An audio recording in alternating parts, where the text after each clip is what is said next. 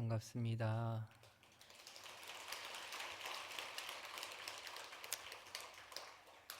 먼저 원래 오늘 법문은 해거 스님께서 해주셔야 되는데 몸이 불편하시다 해서 제가 대신해서 올라오게 되었습니다.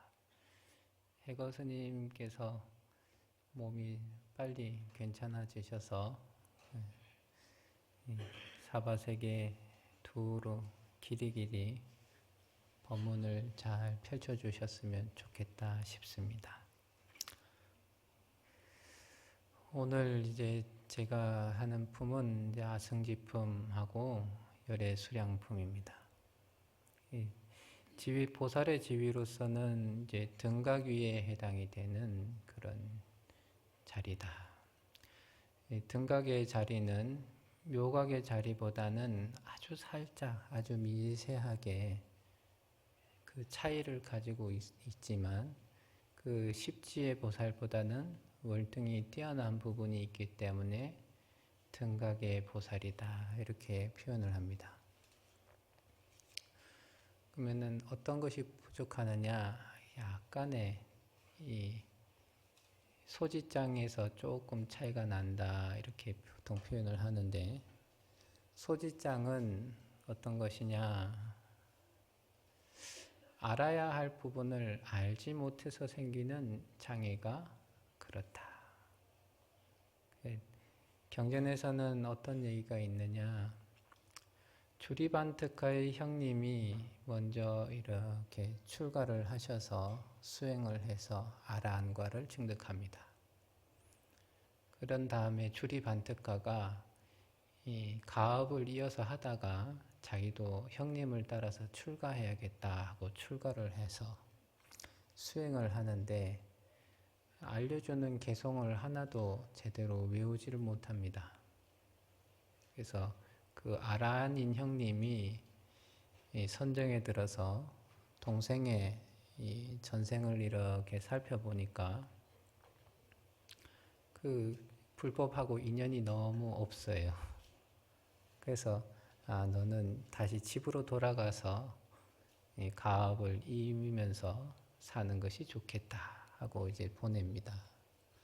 주리반특가가 산문 앞에서 자기의 인연 없음을 한탄하면서 울고 있을 때 부처님께서 이 주리반특가를 보시고 아주 먼 과거세에 뛰어난 법사였지만 남한테 법문해 주는 것을 인색하게 행동했던 그 과보로 불법에 인연이 없고 불법의 개송 하나도 외우지 못할 그런 과보를 받았다 하는 것을 살피시고 주리반특가의 근기에 맞춰서 이 법문을 하셔서 주리반특가가 아라한과를 증득하게 합니다. 이것이 이 알아야 하는 부분에서 알지 못해서 생기는 장애로 인한 이 아라한과 부처님의 차이가 있겠다. 그런 것을 이제 소지장이다 이렇게 얘기를 합니다. 그런 차이에서 이 등각의 보살은 아주 미세한 차이가 있는데 단지 묘각의 지위에서 바라보자면 인식하는 것은 법계를 인식하고 중생을 구제하는 능력도 묘각의 지위와 별반 차이가 없습니다. 그래서 보는 것도 똑같이 보고 능력도 똑같이 갖추고 있습니다. 단지 그 차이가 아주 미세해가지고 별반 이 차이점을 느끼지 못한다. 그런 자리를 이제 등각이다 이렇게 표현을 합니다. 그래서 이 부처님 당시에 그러면 등각과 묘각의 차이는 어떻게 볼 수 있겠느냐 하면 부처님 당시에 이 왕궁과 부처님 승단의 의사가 되었던 지바카라고 하는 인물이 스승한테 의술을 쫙 배우고 나서 스승이 광주리를 쭉 들고 저 들판에 나가서 약이 되지 않을 만한 풀을 뽑아와라 시키죠. 그래서 그 지박하가 들판에 가서 풀을 쭉 봤더니 약으로 쓰이지 못할 풀이 없더라 해서 빈 광주리를 가지고 털레털레 스승에게 오니까 스승이 그런 얘기를 합니다. 너는 나의 의술을 다 배웠다. 그러니까 너는 이제 가도 좋다. 단지 이 연부제 내에서 내가 살아있을 동안은 내가 가장 뛰어난 의사요. 내가 죽고 나면 네가 바로 이 세상에 가장 훌륭한 의사가 될 것이다. 이런 이제 얘기를 하면서 보냅니다. 그와 같이 스승한테 의술과 의학과 뭐 그 갖가지 부분들을 다 배워서 할 수 있는 능력도 있고 스승이 보는 눈 안목까지도 다 배워서 잘 알고 있습니다. 단지 이제 직접적으로 써먹어 봤느냐 안 써먹어 봤느냐 경험치가 좀 쌓였느냐 안 쌓였느냐의 차이가 있다. 그것이 이제 등각과 묘각의 차이다. 요즘으로 치면 이제 바둑을 둘 때 스승한테 바둑의 기술을 싹 다 배웠는데 스승하고 바둑을 두면은 꼭 한 반집 차이로 계속 지는 것 같다. 다 그 스승이 하는 스킬과 갖가지 방법들을 다 하고 있으면서도 스승을 딱 넘어서기 힘든 어떤 부분이 있다. 그런 것이 바로 등각의 자리다. 안목으로서는 어떠한가 하면은 마치 우리가 이제 눈이 시력이 아주 좋은 사람이 안경, 그 아무 도수도 없는 안경을 쓰고 있는데 불자님들은 모르겠지만 제가 좀 모자라서 그런가 안경을 열심히 닦아도 안경 위에 먼지가 얹더라고요. 그런 것처럼 있는 그대로 보는 것과 같고 이 묘각의 지위의 보살이 보는 것과 똑같은데 그 미세한 먼지 틈틈이로서 살짝씩 달리 보이는 그러한 안목을 갖추고 있는 것이 바로 등각의 자리다. 이렇게 얘기를 하죠. 그래서 그러한 등각보살에 대한 얘기를 하게 되는데 앞에 십정, 십통, 십인품에서는 그 등각보살에 대한 등각이라고 하는 그 경지가 어떠한가에 대한 질문들에 따라서 설명을 해준 부분이겠고요. 그 다음으로 이 아성지품이라고 하는 것은 그 아성지라고 하는 숫자에 나와 있듯이 숫자로서 이 부처님의 그 공덕과 그 보살님들이 쌓는 닦는 그 공덕에 대해서 이렇게 비교하면서 그 부처님과 보살님들의 공덕을 다 드러내려고 하는 그러한 비교해서 드러내고자 하기 위해서 이러한 아성지품을 얘기하셨다. 이렇게 얘기합니다.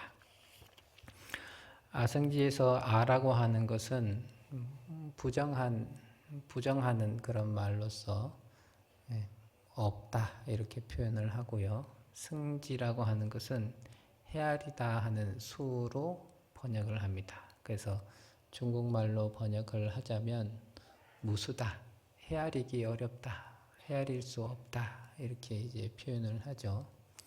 이 아성지라고 하는 이 수는 이 아성지품에서 나오는 큰 숫자가 총 124가지의 숫자를 거론을 하는데 그 맨 끝에도 아니고 맨 처음도 아닙니다. 중간쯤 후반부쯤에 있긴 하지만 중간에 있는 위치인데 왜 이 아성지라고 하는 것을 가지고 그 품의 이름으로 삼았느냐?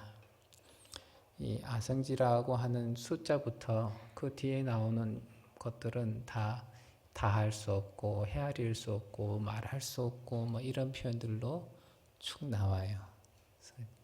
우리가 인식하기도 말하기도 설명하기도 어려운 그 자리, 말로 표현하기도 어려운 그 자리에 숫자들까지 다 거론을 하면서도 그 가운데 이 아성지라고 하는 숫자를 우리 불경에서 많이 쓰고 부처님께서 많이 말씀하시기 때문에 그 이름을 들어서 아성지라고 했다.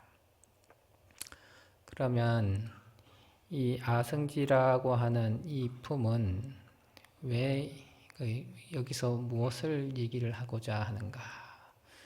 부처님 덕에 그 제 한계를 숫자로서 표현할 수 있겠는가? 그게 첫 번째 시작점이고요. 그래서 나아가는 점은 무엇인가? 보현보살과 모든 부처님이 그 덕을 헤아리고자 한다면 그 숫자의 영역, 헤아릴 수 있는 영역을 벗어나서 아주 중중무진의 아주 깊고도 깊으며 크고도 큰 그 공덕과 복덕들을 다 얘기하기 위해서 이러한 품을 얘기를 하셨다. 이렇게 봅니다. 그래서 이 아성지품 가운데 개송이 하나 있습니다. 보살 실능 분별설 제명 산자 망능변이로다. 보살이 분별해서 다 얘기를 한다 하더라도 이 산수에 능한 이들은 이것에 대해서 능히 분별하지 못한다. 부처님과 보살님들이 124가지의 매우 큰 수를 얘기를 하는데 그거에 대해서 다 분별해서 얘기를 한다 했더라도 그것을 잘 분별해서 알기가 어렵다.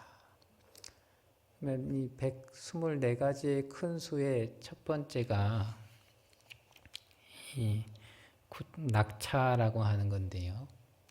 낙차가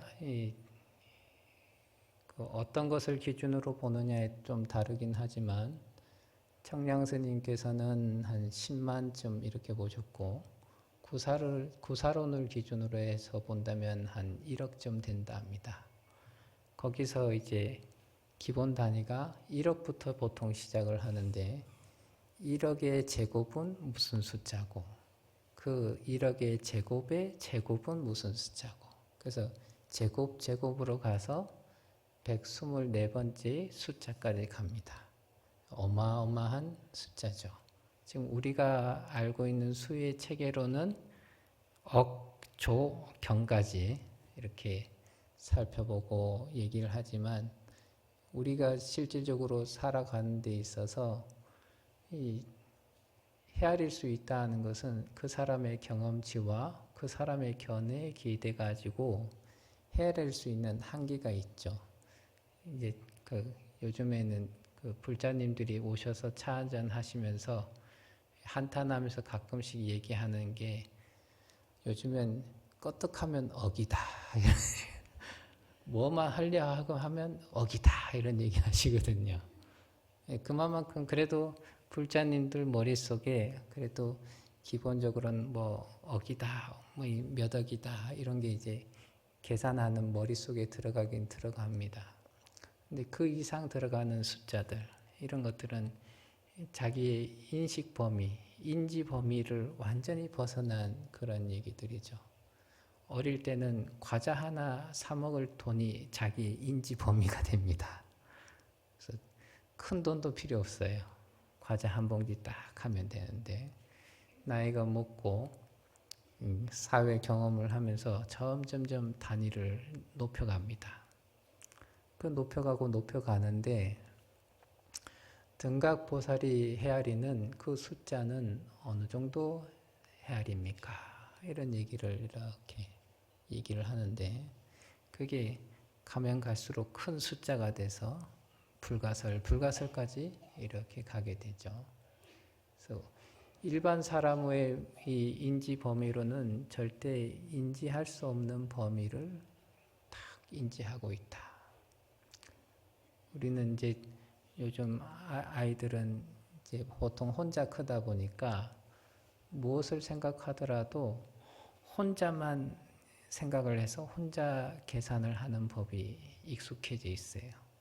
나이가 있으신 분들은 옛날엔 집안에 식구가 많았기 때문에 채소가 우리 가족, 뭐 우리 반, 우리 친구 이러면서 단위가 컸었는데 요즘은 이제 기본 문화가 더 지폐이다 보니까 나 혼자 무언가 계산하는 법이 딱 잡혀져 있죠. 근데 혼자만을 계산하는 계산법과 여러 사람을 계산하는 계산법이 많이 다릅니다. 근데 올라가면 단위가 커지면 인식의 범위가 커지면 커질수록 돈을 쓰거나 뭔가 챙겨야 하는 혹은 마음을 써야 되는 단위가 기하급수적으로 많이 늘어납니다. 근데 그 등각에 올라오신 보살님이 헤아릴 수 있는 그 숫자의 단위가 이마만큼 크고 크다 하는 거죠. 그러면 헤아릴 수 있는 범위가 크다 하는 것은 그 숫자의 크기만큼 자비와 지혜를 아주 두루두루 펼칠 수 있는 능력을 갖추시고 있고 그 자비를 바탕으로 끊임없이 그 능력을 발휘하시는 영역이 그만큼 크다 하는 거죠. 우리는 중생은 아상을 떨치지 못해서 나 주변을 제외하면은 인지 범위에 들어가지가 않습니다. 근데 이 무아를 증득하시고 더 깊은 꾸준히 깊은 지혜를 계속적으로 증득하다 보니까 불가설할 만큼의 인지 범위를 가지고 불가설할 만큼의 방편을 가지고 그만큼의 자비와 지혜를 가지고 중생들을 위해서 시간과 공간에 걸리지 않고 언제나 중생들을 구제할 수 있는 그리고 구제하고 계시는 그 지위에 계신 분이 바로 등각보살이다. 이런 얘기들을 이 아승지품에서 꾸준히 얘기를 하고 있죠. 그때 시망보살님께서 부처님께서 얘기하시는 무수, 아승지, 무량, 무변 이런 숫자들을 얘기하시는데 왜 그런 얘기를 하십니까? 했을 때 부처님께서 그대가 부처님께서 아시는 수량의 뜻을 이 세간 사람들이 알게 하고자 지금 그러한 질문을 하는구나. 좋다 하면서 얘기를 하시거든요. 그러니까 이러한 숫자의 크기만큼 부처님도 똑같이 그거보다 더 말할 수 없는 더 헤아릴 수 없는 그 큰 마음으로 그래서 법계 전체를 우리 화엄경에서 얘기하는 이 온 우주 법계에 두루 가득한 그러한 인지 범위와 그 온 법계에 두루 가득할 수 있는 이 자비와 지혜를 가지고 이 시간과 공간에 구애받지 않고 중생을 구제하고 있는 이러한 모습들을 이 숫자로서 표현하는 품이 바로 이 아승지품이다. 그래서 이 개송 가운데 이러한 대목들이 있습니다. 걸림없는 그 마음 말할 수 없고 변화하신 부처님 말할 수 없고 이 변화하여 나타난 낱낱 부처님이 말할 수 없고 변화를 그 부처님들이 각각 변화를 나타냄 또한 말씀할 수가 없다. 각각의 부처님이 나타내는 법의 힘도 말할 수 없고 그 부처님께서 몸을 분신하심도 말할 수 없고 한량없는 장음도 말할 수 없고 시방세계의 나아감도 말할 수 없어 여러 국토 다니는 일도 말할 수 없고 중생을 살펴봄도 말할 수 없고 중생을 청정케 함도 말할 수 없고 중생을 조복함도 말할 수가 없고 저 여러 가지 장엄도 말할 수 없고 여러 신통한 힘 말할 수 없고 여러 가지 자제함도 말할 수 없고 여러 가지 신통변화 말할 수 없네. 이런 개송이 있는데요. 그 부처님께서 마음으로서 헤아리고 마음으로서 인지하고 마음으로서 인식하고 그 대상들한테 마음을 쓰고 하는 것이 말할 수 없을 만큼 쓰고 계시다.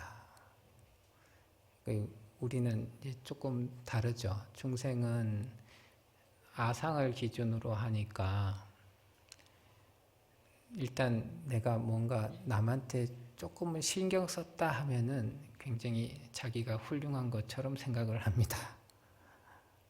그리고 약간의 뭔가 도움을 주거나 금전적이나 지식적으로 뭔가를 주면은 굉장히 대단한 것처럼 이제 생각을 하고, 우리 중생의 그 인욕의 한계는 대체적으로 훌륭한 사람도 한 3번쯤입니다. 내가 3번이나 이렇게 해줬는데 아직도 그렇게 그 정도밖에 못하는가. 3번까지만 가도 양반이죠. 보통은 이제 내가 한 번 얘기하면 알아들어야지. 뭐 이런 얘기들을 많이 하죠. 근데 부처님은 불가설이라. 시간적으로도 불가설이다. 했던 얘기 또 하고 또 하고 또 하고, 이거를 기회가 닿을 때마다 사람들에게 얘기를 해서 그 사람이 알아듣고 변화할 때까지 끊임없이 얘기를 한다. 우리는 몇 번 얘기하다가 안 듣는다 싶으면은 그래, 쟤는 저렇게 살다가 죽을 똥 고생하면 좀 정신 차리겠지. 그래서 마음을 싹 접고 그걸 견디지를 못합니다. 내가 이만큼 신경 쓰는데 하는 마음이 있죠. 부처님께서는 나라고 하는 것을 생각하지 않고 무수한 방편이 있으니까 똑같은 얘기를 하더라도 지루하지 않게, 중생이 질리지 않고 들을 때마다 깊이 이해할 수 있게, 언제든지 중생이 편안하게 받아들일 수 있게, 그것을 무수한 반복으로서 얘기를 한다. 그러면서 이 중생들은 이 친분이 있어야 상대방의 얘기가 좀 들리거든요. 친분이 있거나 믿음이 있어야 귀에 들리니까 부처님께서는 또 중생들을 위해서 친분이 있는 모습, 그 다음에 믿음의 대상이 되는 모습으로 나타나서 중생들에게 얘기를 한다. 근데 우리 사람은 제각각이라 다 경험치도 다르고 생각도 다르고 입장도 다르고 하니까 다 다른 상태에 있다. 부처님은 그 모든 다른 상태에 대해서 낱낱이 얘기할 수 있는 그런 능력이 있으신데, 등각지위에 올라오신 이 보살님도 마찬가지로 그러한 능력이 있다 얘기를 이렇게 하시는 거죠. 그래서 이 중생의 군기에 어떻게 섭수하시는가 하는 부분도 이 아성지품의 개송으로 얘기를 하십니다. 갖가지 중생들을 말할 수 없고 갖가지 부처세계 말할 수 없고 중생의 몸 아는 일도 말할 수 없고 그 마음 아는 것도 말할 수 없고 업과 과보 아는 일을 말할 수 없고 그 뜻을 아는 일도 말할 수 없고 그 종류 아는 일도 말할 수 없고 그 종성 아는 일도 말할 수 없고 받는 몸 아는 일도 말할 수 없고 태어나는 처소도 말할 수 없고 바로 남을 아는 일도 말할 수 없고 난 뒤를 아는 것도 말할 수 없고 이해함을 아는 일 말할 수 없고 나아갈 데 없는 일 말할 수 없고 그 말을 아는 일도 말할 수 없고 짓는 업 아는 일도 말할 수 없다. 보살이 이와 같은 큰 자비로서 저 모든 세간들을 이익하게 하느니라. 그래서 이 등각의 보살님들은 왜 진신의 부처님과 다를 바 없이 묘각의 지위에 계신 분과 별반 다를 바 없이 중생들을 아주 가지가지로서 구제하시고 가지가지로서 얘기를 하신다. 그 가운데 이 중생의 각가지 몸의 상태에 대해서도 잘 아시고, 그 다음에 중생들이 무엇을 좋아하는가도 낱낱이 아시고, 좋아하는 바가 있으면 그 좋아하는 바를 쫓아서 중생은 각가지로서 업을 짓고 그에 대한 과보를 받는데, 부처님은 그거에 대해서도 낱낱이 아셔서 너의 결과는 어떻고 너의 과거에 했던 행위는 어떻고 그 행위가 일어났던 것은 무엇을 좋아하고 너의 시선이 어디로 향했고 너의 생각은 무엇을 생각했고 그것을 낱낱이 알아서 그 중생들에게 낱낱이 알맞는 법문들을 해주신다. 등각의 보살님도 마찬가지다. 그래서 받는 바의 몸도 이렇고 그 다음에 태어난 다음에 삶도 이렇고 이런 것들을 낱낱이 중생들에게 얘기를 하게 되신다. 이게 이제 등각보살님이 하시는 분이다. 불가설하다. 말할 수 없고 말할 수 없다. 우리는 1번, 3번, 10번, 20번, 100번, 1000번 보살님들이 잔소리할 때 그런 얘기 많이 하신다 하죠. 내가 100번, 1000번도 더 얘기한 것 같은데 그 얘기를 못 알아듣는다. 실질적으로 그렇게 했을 수도 있어요. 그래도 못 알아듣는 중생은 못 알아듣는다. 근데 그 중생과 부처님의 차이점, 중생과 보살님들의 차이점은 중생은 말 안 들으면 승질 내고요. 불보살님은 승질을 내지 않습니다. 어떻게 하면 저놈이 알아들을 수 있을까? 이것만 생각해서 알아들을 수 있게 얘기를 하는 데에만 초점이 맞춰져 있다. 그리고 그 알아듣게 얘기를 하는 데는 최근에 어떤 영상을 살짝 보다 보니까 그런 얘기가 있던데, 금강경의 첫 구절이 부처님께서 걸식을 하시고 이렇게 돌아오셔서 자리에 앉는 모습까지를 이렇게 차분하게 얘기를 하고 계신데, 그걸 보면서 이제 수보리 존자가 자리에서 일어나서 부처님께 질문을 던지면서 선호념 제보살, 선부촉 제보살, 어떻게 하면 그렇게 하십니까? 이런 얘기를 할 때 그 부처님께서 그에 대한 답을 이렇게 쭉 하시는데, 그 수보리 존자가 그러한 질문을 할 수 있었던 것은 결국은 부처님께서 손수 몸으로 꾸준히 보여주시는 그 모습이 있어서 그렇다. 몸으로 직접 나타내시는 그 모습을 한문으로 이제 짧게 표현하면 신교, 몸 신자에 가르칠 교자, 몸으로 가르친다 이러거든요. 신업으로서 가르친다. 구업으로서 말로서만 가르치는 것이 아니라 신업으로서도 가르친다. 그래서 몸과 입으로 언행일치다 이랬을 때가 교육의 효율이 극도로 올라간다. 언행이 불일치되면은 교육의 효율이 극도로 떨어진다 이러죠. 불보살님들은 언행이 언제나 일치하는 상황에서 중생들에게 맞게끔, 중생들이 이해하게끔 그러한 얘기들을 꾸준히 하시게 된다.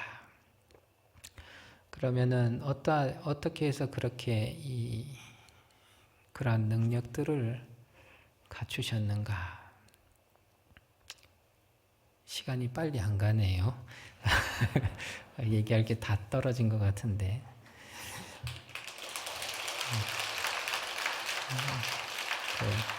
아성지품에서 그 십바라미를 널리 닦는 그 개송이 적혀져 있습니다.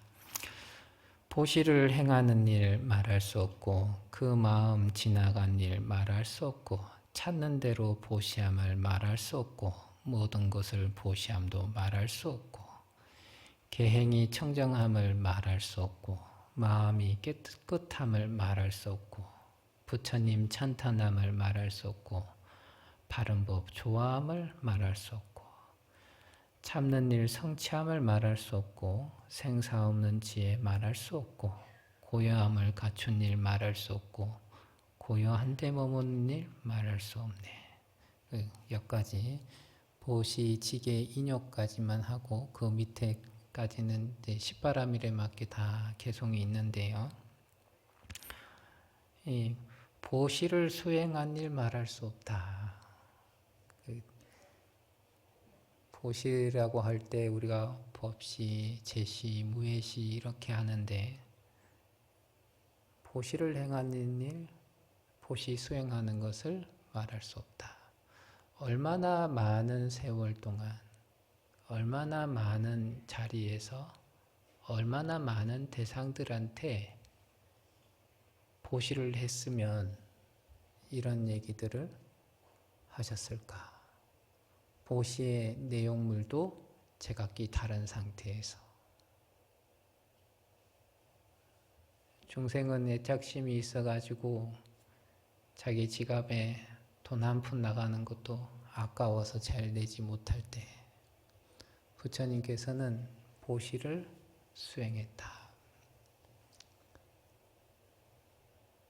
사회가 이렇게 큰 틀로서 유지될 때도 보시라고 하는 것이 바탕이 되어야 사회가 유지가 되죠.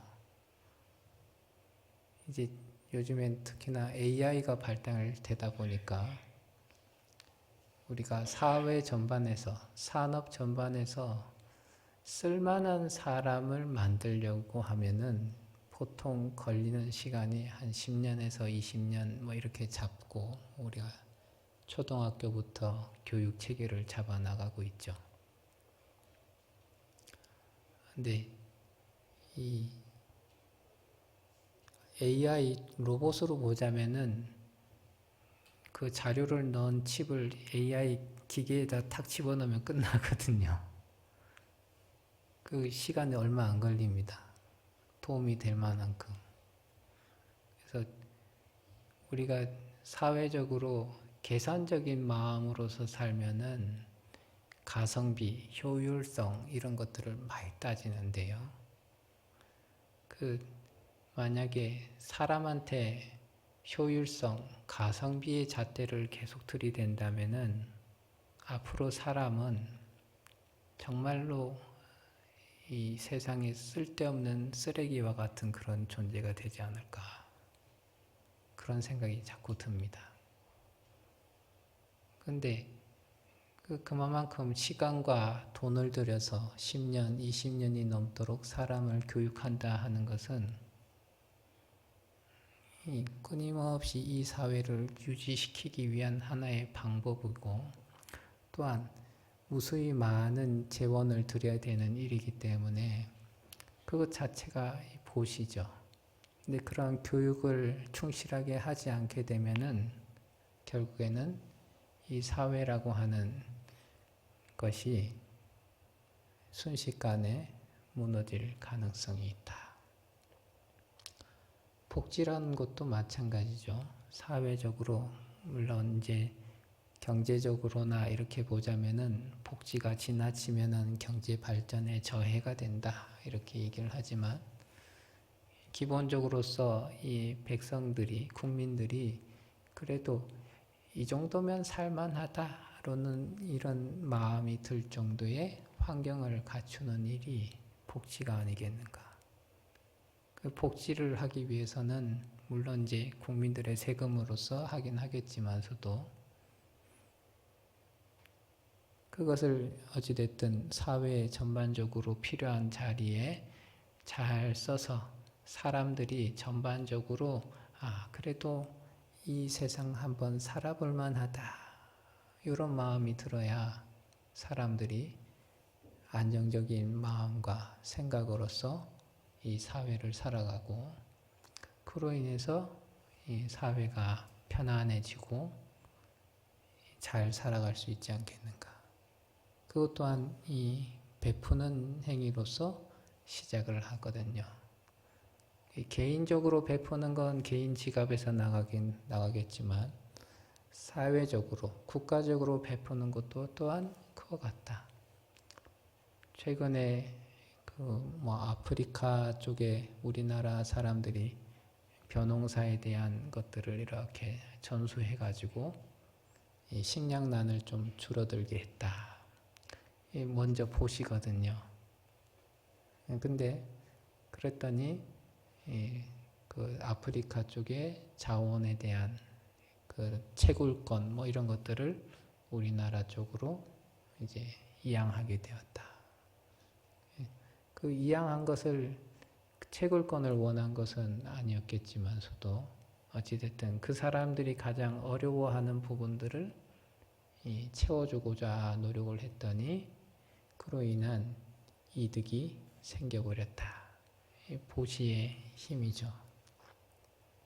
그래서 부처님께서 이 전륜성황에 들어가시게 되면은 전륜성황에 오른 즉시 그 보주를 얻게 되는데, 그 보주의 힘이 이 사바세계의 사천하에 두루두루 칠보의 비를 내려서 가난한 사람이 없게 하고 병든 사람은 병을 낫게 하고 하는 그런 능력이 있는 이 보주를 가지고 활용을 하죠.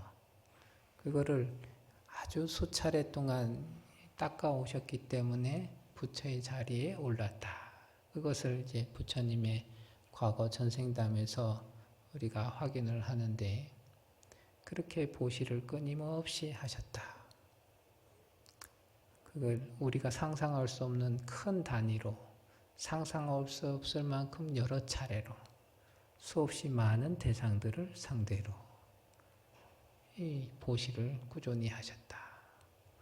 그리고 우리 경전에 보면은 지금 우리는 잘 보지 못하지만 이 야차, 건달바, 아수라, 긴나라, 마후라가 같은 이 사람이 아닌 존재들을 향해서도 자비심을 베풀어서 그 사람들이, 그 존재들이 편안하게 살아갈 수 있도록 끊임없이 보시의 방편들을 마련하고 계시는 그 부처님의 모습들을 계속적으로 살펴볼 수가 있습니다. 그것이 바로 이 보시를 끊임없이 말할 수 없을 만큼 보시를 한 것이다.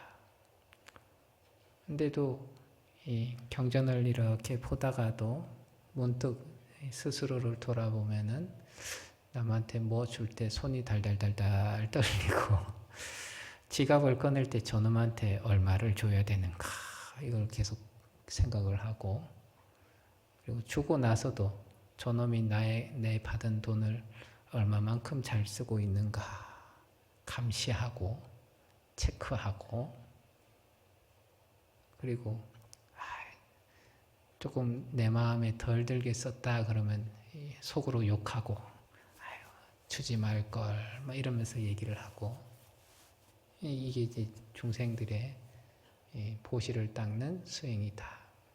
근데 불보살님들의 수행은 그와 같지 않아서 불가설하게 보시를 닦으신다.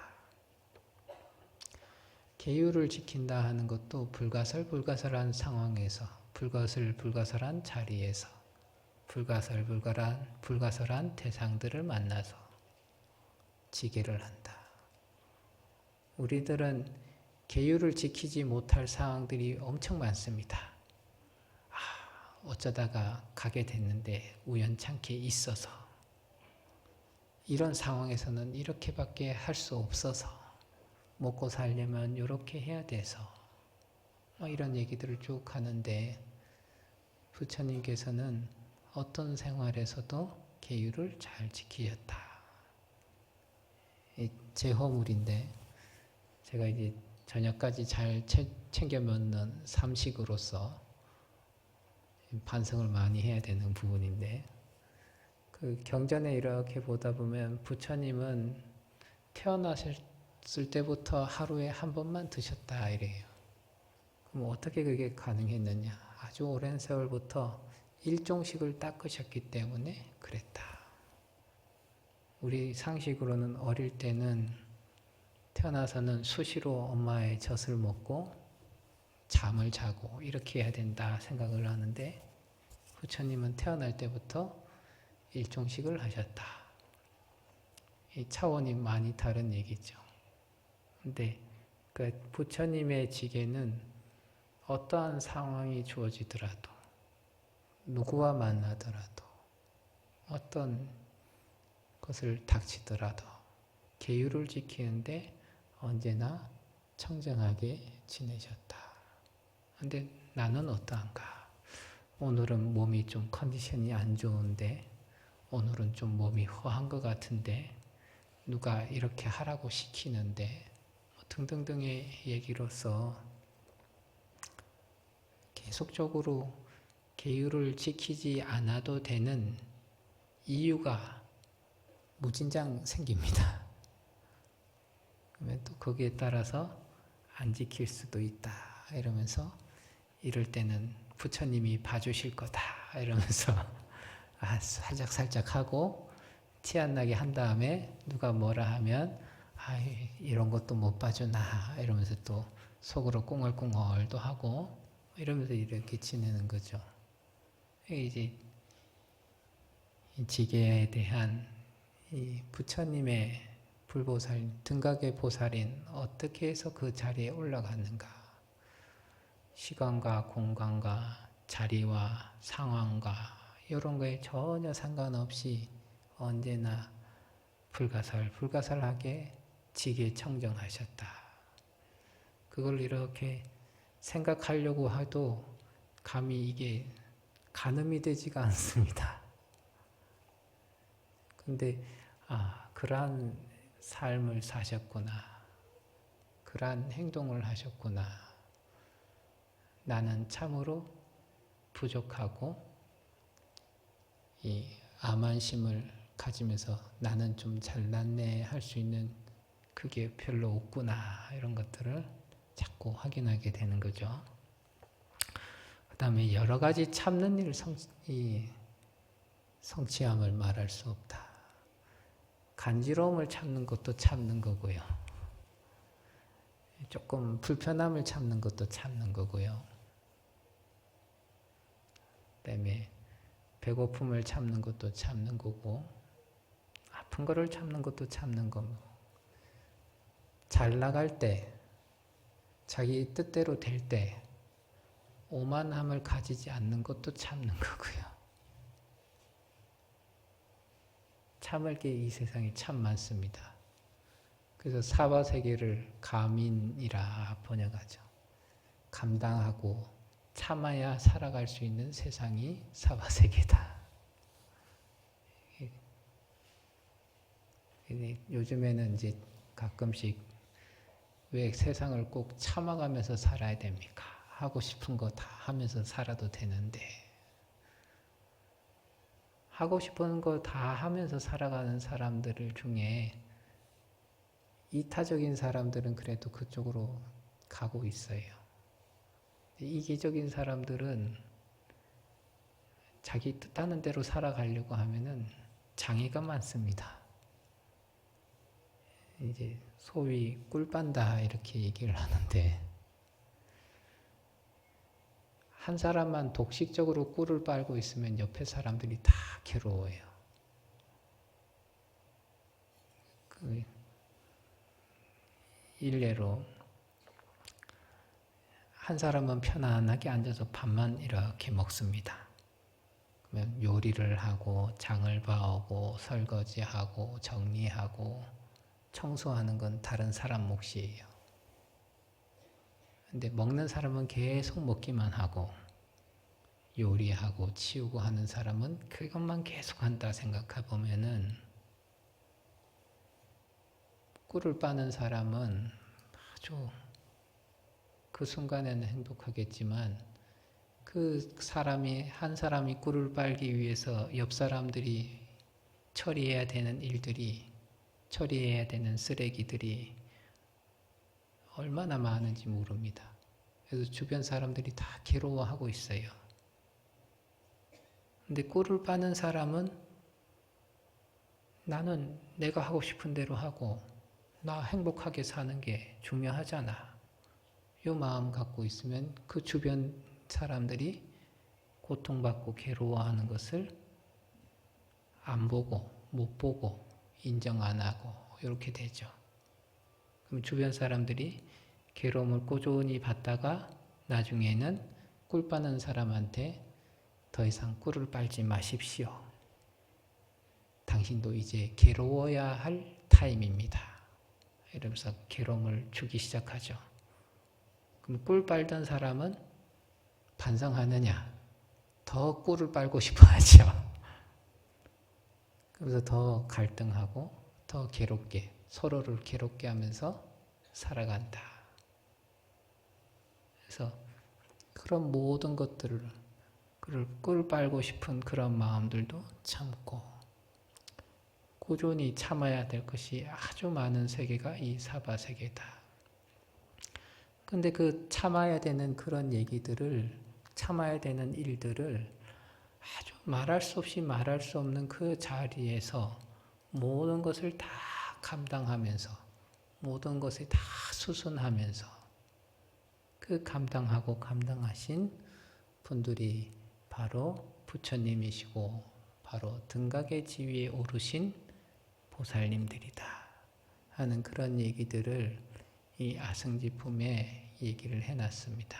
그래서 개성을 이렇게 제가 처음 읽을 때는 이게 과연 무슨 소린가 이렇게 생각을 하다가 요 대목에 이제 수행의시 불가설, 기심과거 불가설 하면서 이런 개성들이 쭉 펼쳐지니까 아, 참 부처님, 보살님들 참 따뜻하고 아, 이분들 참 얼마나 좋은 분들인가 이런 마음이 딱 들면서 이 대목을 읽을 때 참 좀 즐겁더라고요.